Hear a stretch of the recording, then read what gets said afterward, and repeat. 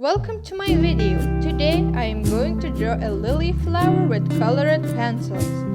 As you can see, the rock that I am painting on is very rough and full of holes, which could be okay if you only paint on it. However, since I decided to draw with colored pencils, it was a big mistake because I couldn't do as much details as I wanted. I was doing my best.